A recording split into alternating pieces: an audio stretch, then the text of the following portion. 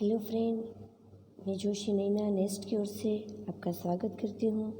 आज हम हिंदी में कक्षा 9वीं का जो प्रथम काव्य है वो है प्रार्थना गीत, जिसका शीर्षक है आराधना।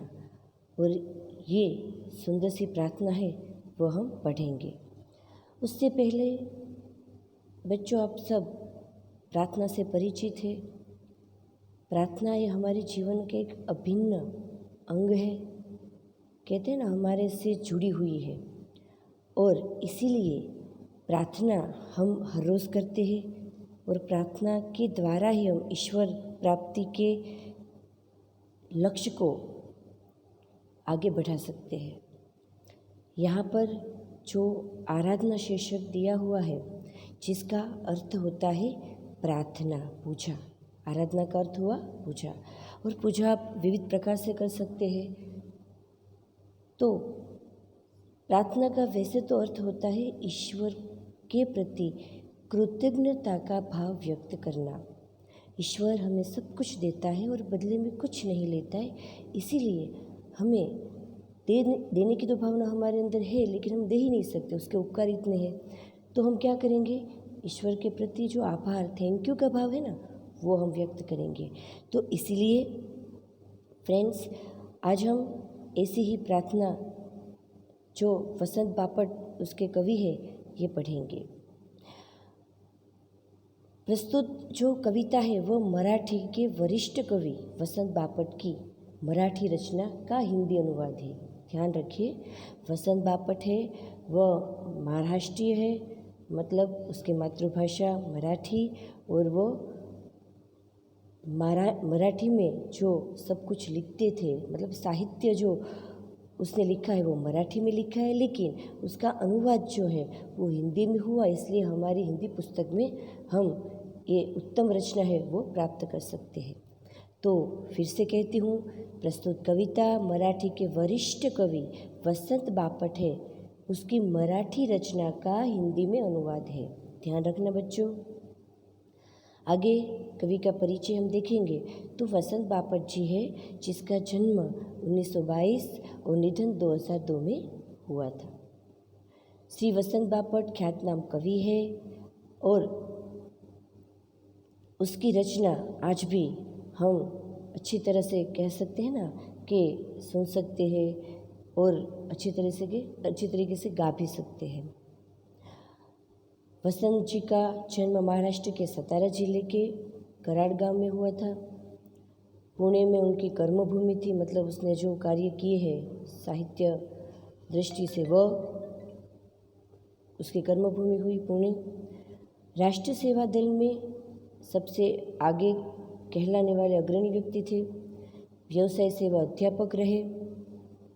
उनके काव्य जो है, उस काव्य का जो मूल मुद्दा है, मतलब टॉपिक कहते हैं ना उसको, उसने जो काव्य लिखा है वो उसका जो मुख्य विषय है वो राष्ट्रभक्ति, समाज जागरण, समाज को जागृत करना, या समाज में चल रही जो कुछ भी विडंबनाएं है, मुश्किल है, उसको बाहर लाना, एवं मानवीय संवेदना, मनुष्य के अंदर जो संवेदनाएं है उसको व्यक्त करना।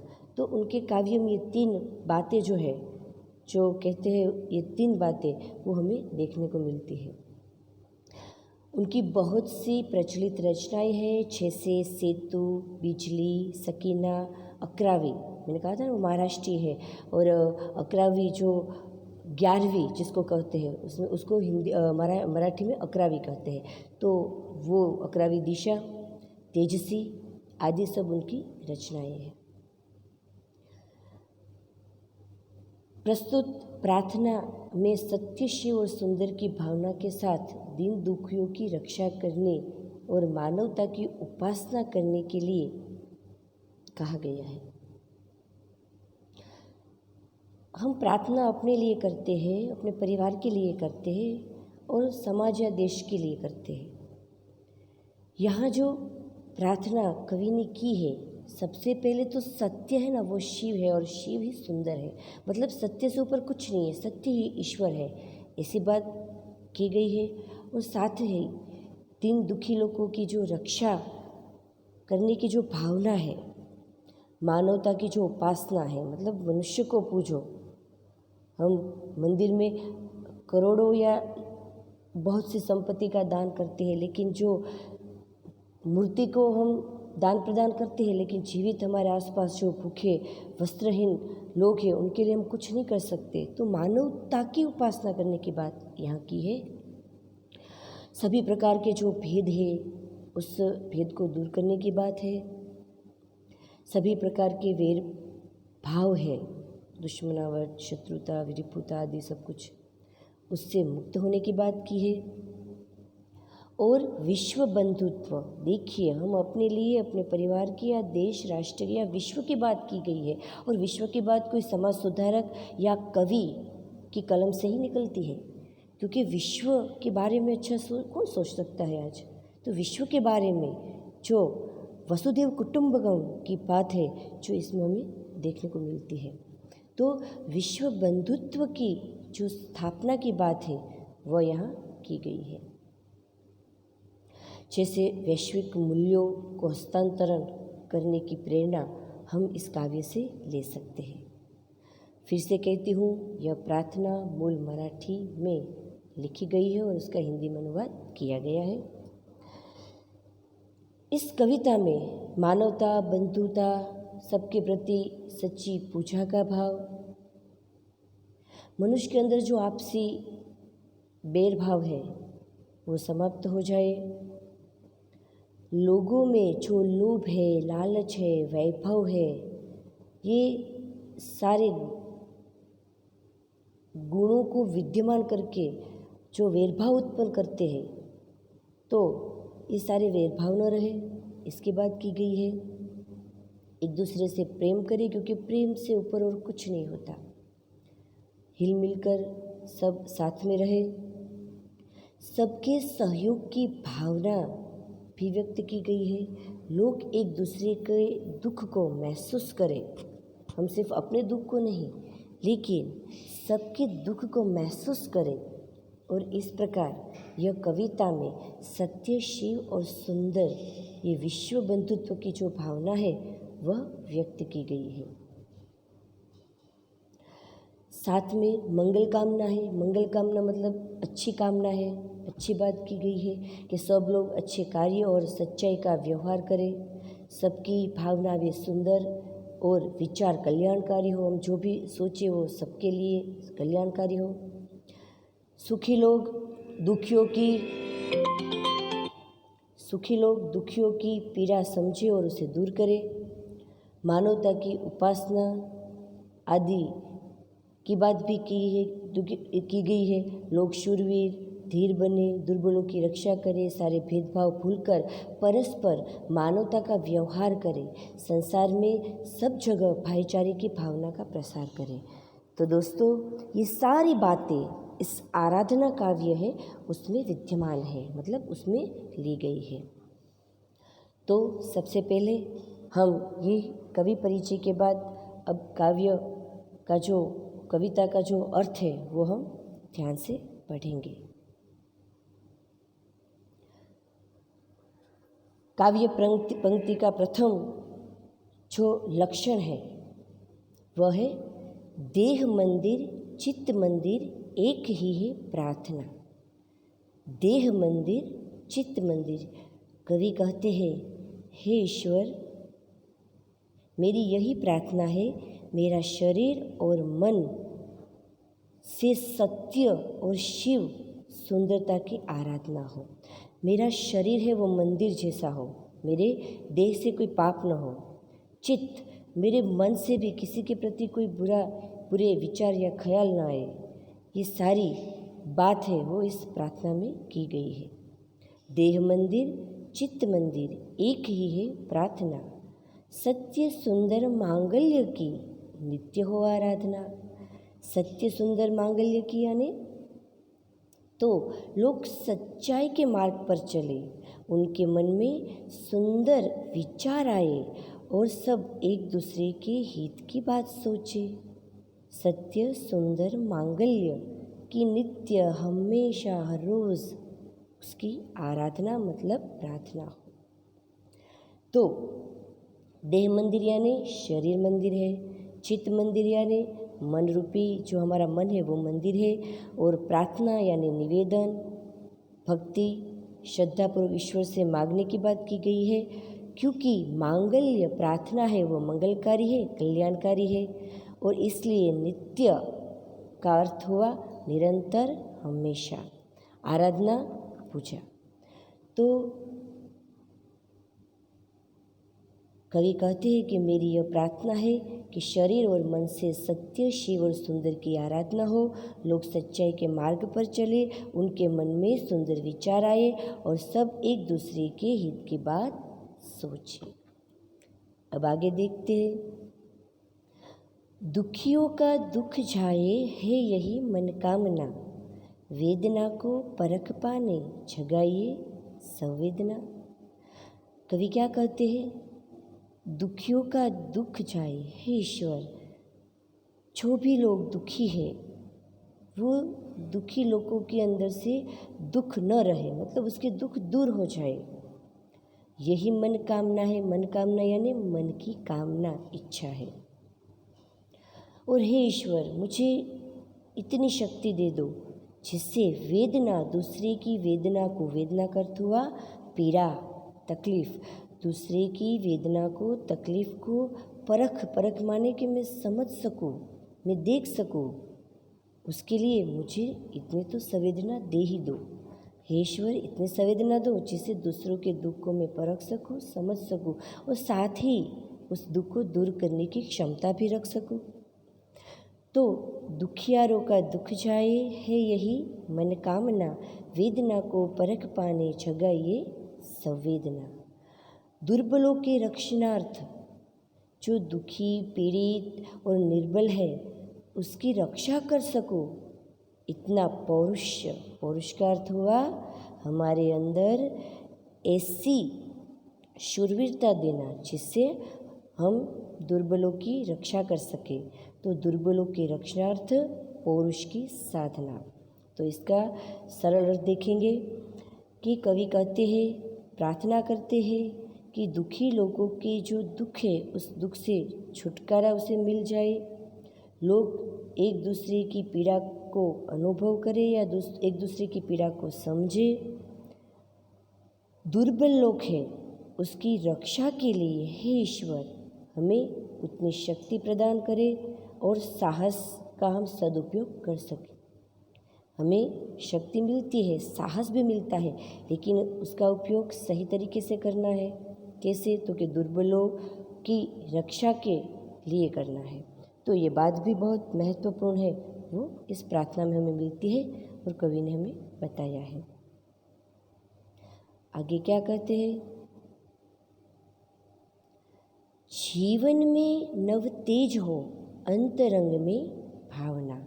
हमारे जीवन में नए तेज का, नव तेज, ध्यान से समझिए, नव तेज का अर्थ होता है नई चमक, रोशनी यानी ज्ञान। या उजाले का मतलब कोई चकाचौंध चांदनी ऐसा नहीं है, तेज मतलब ज्ञान की बात इनडायरेक्टली कही गई है। नव तेज, जीवन में नव तेज हो, नव तेज का अर्थ हुआ नई चमक, रोशनी या क्रांति की भावना भी हो सकती है। अंतरंग में भावना, अंतरंग का अर्थ हुआ अंतःकरण में, हृदय पूर्वक ईश्वर से जो प्रार्थना हम करते हैं वो हृदय की उर्मियों से करते हैं, मतलब ये हृदय से, पूरे दिल से ये प्रार्थना है। कैसी प्रार्थना है? तो जीवन में नई रोशनी, नए तेज की प्रार्थना है। सुंदरता की आस हो, मानवता की हो उपासना। सुंदरता की आस माने सुंदरता की हम आशा रखें और मानवता की उपासना करें। उपासना का अर्थ हुआ भक्ति, पूजा। मैंने आगे भी कहा है ना कि जीवित को हम भूखे रखें और भगवान के मंदिर पे भोग लगाइए, ये कुछ समझ में नहीं आने वाली बात है। हमारे आसपास जो भूखे हैं, जो वस्त्रहीन है, उसे हम मदद करें, नहीं कि भगवान को अच्छे अच्छे भोग या अच्छे कपड़े उसको दें। मानवता की उपासना करनी है, तभी ईश्वर खुश होते हैं। ईश्वर कहते हैं उपासना का अर्थ एक यही है कि हमारे आसपास रहे हुए जो सभी लोग दुखी है उसके दुख को दूर करें। तो जीवन में नव तेज हो, अंतरंग में भावना, हमारे जीवन में नई रोशनी, नई चमक आए, यह हमारे हृदयपूर्वक की भावना है। और सुंदरता की आस हो, सौंदर्य की आशा के साथ हम मनुष्य की उपासना करें, मानवता के, मनुष्य मतलब हमारे अंदर जो मानवता है, उस मानवता की उपासना करके मनुष्यों के प्रति संवेदनशील रहे। शौर्य पावे, धैर्य पावे, यही अभ्यर्थना। दोनों बात हमारे अंदर होनी चाहिए। शौर्य यानी शूरवीरता, धैर्य यानी धीरज। क्रांति और शांति दोनों की ज़रूरत या दोनों के गुण हमारे अंदर होने चाहिए। तो शौर्य पावे, धैर्य पावे, यही है अभ्यर्थना। शूरवीरता और धैर्यता, ये गुण हमारे अंदर होने चाहिए। तो उसका सरल अर्थ फिर से बताती हूँ। सबके जीवन में, कवि कहते हैं, सबके जीवन में नए प्रकाश, नई चेतना हो, सबके हृदय में सुंदर भावनाएं हो, सबके मन में सुंदर आशाएं हो और सब मानवता की पूजा करें। मंदिर में पूजा करते हैं, लेकिन जो ज़रूरत वाले लोग हैं उसकी पहले मतलब मानवता की पूजा करें। सभी लोग शूरवीरता मतलब शौर्यता प्रदान करें, धैर्यता प्रदान करें। बस हे ईश्वर, मुझे यही प्रार्थना आपसे करनी है। तो आगे क्या कहते हैं? भेद सभी अस्त होए। भेद, इस समय में भी हम देखते हैं ऊंच नीच, जाति पाति, अमीरी गरीबी आदि सबके भेदभाव हमारे अंदर इस 21वीं सदी में भी मिलते हैं। तो सभी प्रकार के जो भेद है, उस भेद को अस्त का हुआ, अस्त का मतलब नष्ट होना, सूर्य अस्त होता है ना, मतलब ये सारे भेद है वो नष्ट हो जाए, दूर हो जाए। क्योंकि यदि हमें मानवता की उपासना करनी है तो हमें ये सारे भेद दूर करने होंगे। मतलब भेद सभी अस्त होवे यानी दूर होवे। वेर और वासना, वेर वेर वेर ये मतलब होता है, वेर शब्द हो यहाँ लिखा है, बेर वेर, उसका अर्थ होता है दुश्मनावट, दुश्मनी। ये सारे भेद है ना, दुश्मनावट के, ऊंच नीच के, सभी प्रकार के भेद। और वासना, वासना मानी इच्छा, दूसरों को दुख पहुंचाना, अपने स्वार्थ के लिए कुछ भी गलत करना, ये सारी वासना यानी इच्छा। तो सभी प्रकार के भेद दूर हो जाए, नष्ट हो जाए, हमारे अंदर रहेले बेर और वासना सब मिट जाए। मानवों की एकता की पूर्ण हो कल्पना। मानवों की एकता मतलब सभी मनुष्य एक रहे।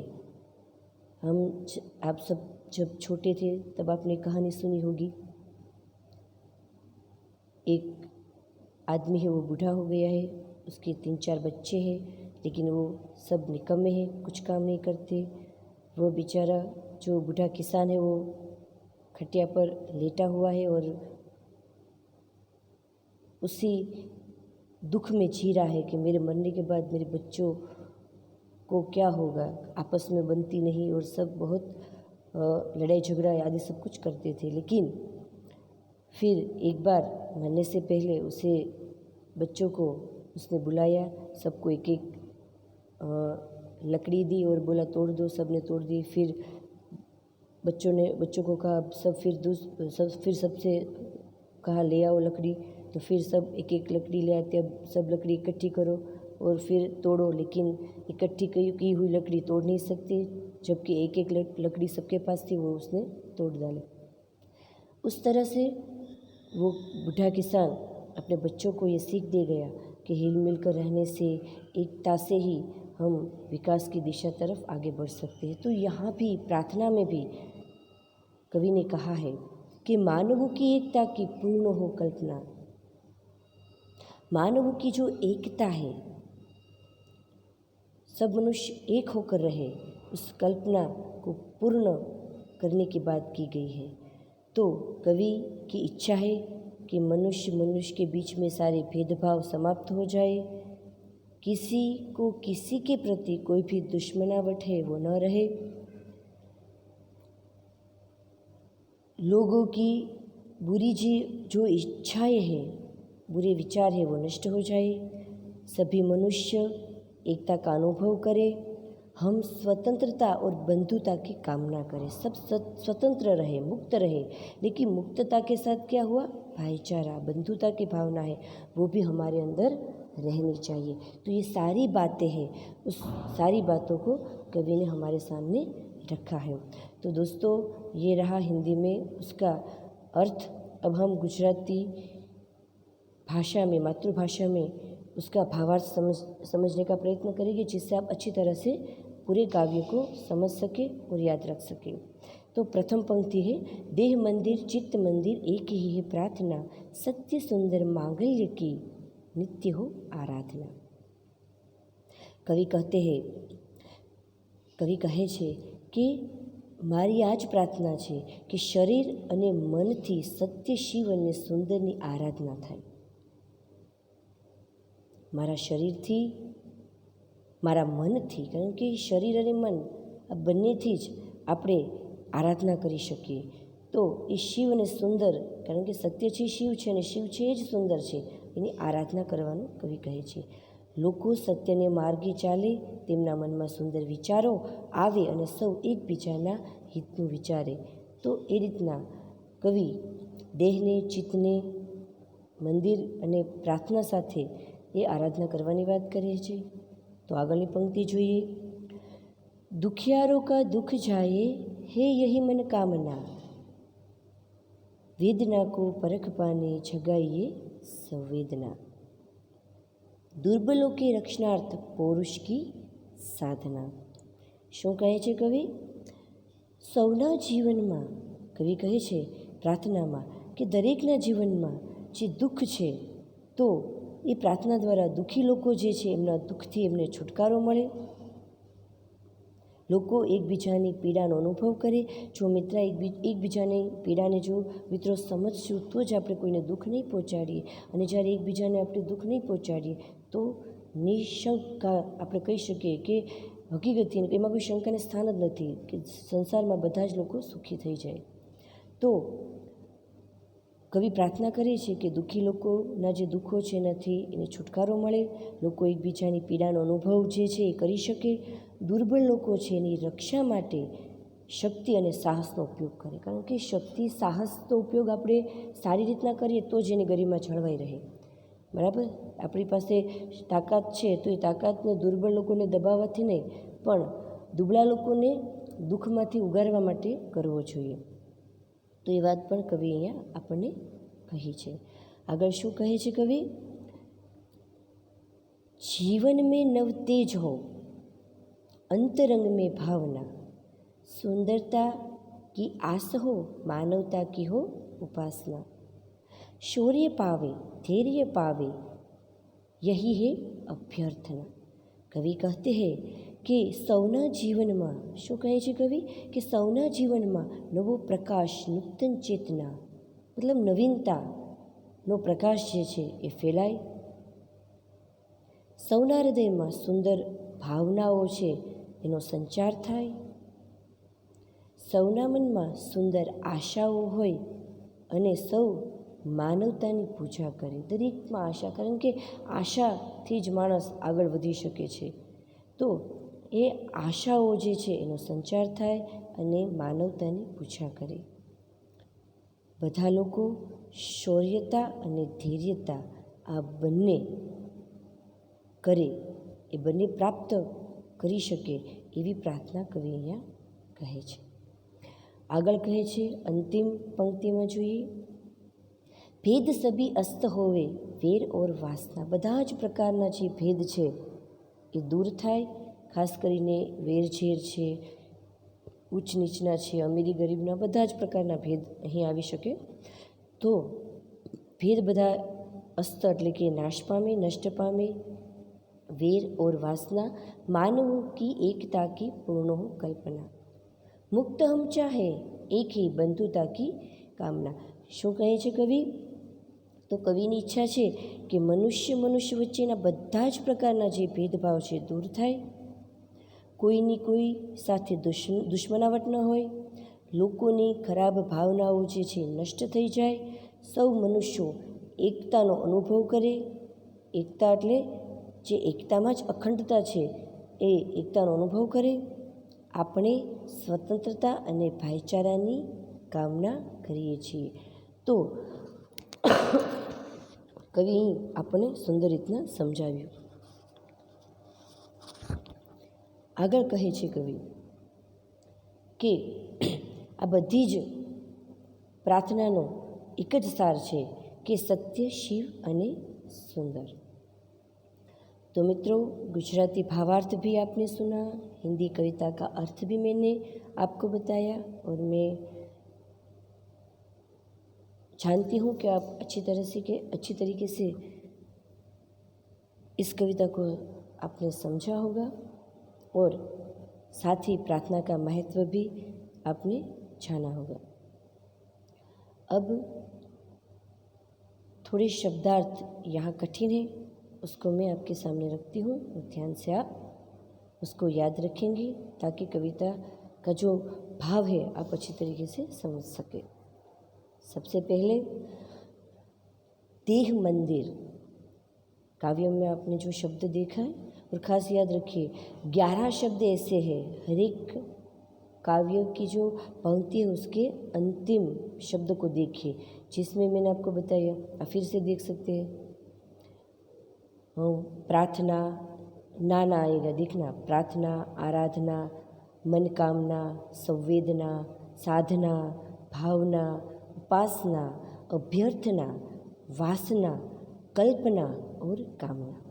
ये सारे शब्द जो है दोस्तों, वो सारे शब्द कहीं ना कहीं प्रार्थना से जुड़े हुए महत्वपूर्ण शब्द हैं, जो थोड़े कठिन भी हैं। तो शब्दार्थ हम ध्यान से देखेंगे और आप याद रखेंगे। देह मंदिर यानी कि शरीर रूपी मंदिर, चित्त मंदिर यानी मन रूपी मंदिर, प्रार्थना यानी निवेदन, भक्ति और श्रद्धापूर्वक ईश्वर से मांगना,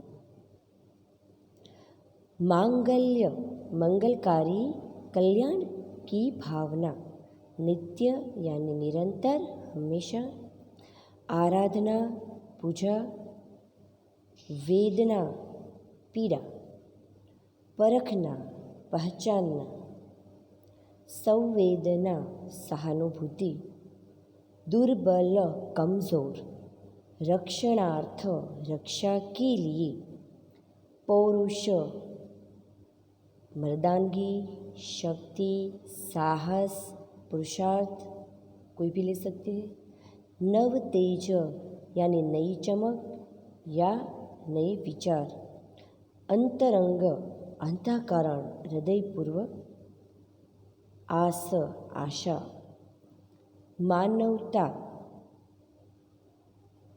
मनुष्यता इंसानियत, उपासना यानी भक्ति पूजा, शौर्य शूरवीरता, बहादुरी शूरता, धैर्य धीरज, अभ्यर्थना यानी प्रार्थना, अस्त नष्ट या समाप्त, वैर बैर भी आ सकते हैं हिंदी शब्द में, वैर यहाँ लिया गया है, दुश्मनी, वासना इच्छा, मुक्त यानी स्वतंत्र या यहाँ लिखा है आज़ाद। तो बच्चों, ये सारे शब्दार्थ थोड़े आपको कठिन लगेंगे, लेकिन उसको ध्यान से पढ़ने और याद रखने से शब्दार्थ भी सरल हो जाएगी और उसके भावार्थ को भी आप सरलता से समझ सकेंगे। तो ये सारे शब्दार्थ पर नज़र डालें और आप याद रखें तो ज़्यादा अच्छा होगा। अब हम स्वाध्याय की ओर चलते हैं। तो स्वाध्याय में हम देखेंगे आज जो छोटे प्रश्न हैं, वो कविता जो है उसको हम लिखते हैं, मतलब जो काव्य के प्रश्न होते हैं ना, वो विस्तार से हो तो आराम से हम उसके भावार्थ को लिख सकते हैं, लेकिन जो एक एक वाक्य में होता है ना, वो थोड़ा लिखने में आंसर कठिन लगता है हमें। तो उसका मैं उदाहरण के तौर पर आपको क्वेश्चन आंसर यहाँ पढ़ के और उसके आंसर भी मैं दूंगी, जिससे आपको आराम से सरलता से समझ में आ जाए। यहाँ एक एक वाक्य में प्रश्न है। तो कवि नित्य कैसी आराधना चाहते हैं? तो कवि नित्य ऐसी आराधना चाहते हैं जिसमें सत्य, सुंदर और मांगल्य की भावना हो। बच्चों, ज़्यादा नहीं लिखना है, एक एक वाक्य में, और उसको जो प्रश्न है उसका उसी प्रकार से आंसर हमें देना है। तो कवि नित्य कैसी आराधना चाहते हैं? तो कवि नित्य सत्य, सुंदर और मांगल्य की आराधना चाहते हैं। दूसरे प्रश्न की तरफ हम देखें तो कवि किसकी मनोकामना चाहते हैं? मनोकामना, मन की इच्छा कवि की कैसी है? तो कि दुखी लोग है उसके दुख में से वो मुक्त हो जाए, ऐसी मनोकामना कवि इष्ट। कामना तो बहुत है, लेकिन पर्टिकुलर जो आंसर होता है वो यही आता है कि मनोकामना, काव्य पंक्ति है ना, दुखियों के दुख से वो मुक्त हो जाए ऐसी। तीसरा प्रश्न है कवि दुर्बलों के रक्षणार्थ, दुर्बलों की रक्षा के लिए किसकी साधना चाहते हैं? तो उसका आंसर ये आएगा, तो कवि दुर्बलों की रक्षणार्थ मतलब पौरुष्य की साधना चाहते हैं। आप पौरुष के अर्थ में कोई और शब्द भी ले सकते हैं। उदाहरण के तौर पर शक्ति, साहस आदि की साधना चाहते हैं। आगे कवि कहते हैं, कवि किसकी अभ्यर्थना कहते हैं? कवि किसकी अभ्यर्थना कहते हैं मतलब कवि किसकी अभ्यर्थना चाहते हैं? तो कवि प्रकाश और सबके जीवन में नई चमक, नए प्रकाश की अभ्यर्थना चाहते हैं। और अंतिम प्रश्न है कवि कैसी बंधुता की कामना करते हैं? तो कवि है वो जिसमें सब स्वतंत्र होकर भाईचारे की तरह प्यार से रहे, ऐसी भावना कवि चाहते हैं। स्वतंत्रता मिले और सब एक मतलब स्वतंत्र भी हो और सब एक बंधुता की भावना है वो भी कवि चाहते हैं। तो इस तरह से बच्चों आप आराम से ये काव्य को समझने के बाद ये छोटे छोटे जो क्वेश्चन आंसर है एक एक वाक्य में वो आराम से लिख सकते हैं। तो जीवन में प्रार्थना का बहुत महत्व है। आपने प्रार्थना को ध्यान से समझा होगा, साथ में शब्दार्थ भी ध्यान से याद रखे होंगे और क्वेश्चन आंसर किस तरह से आप लिख सकते हो उसके बारे में मैंने उदाहरण रूप पर या उदाहरण के तौर पर मैंने आपको समझाया। तो ध्यान से उसका पालन कीजिए। अस्तु।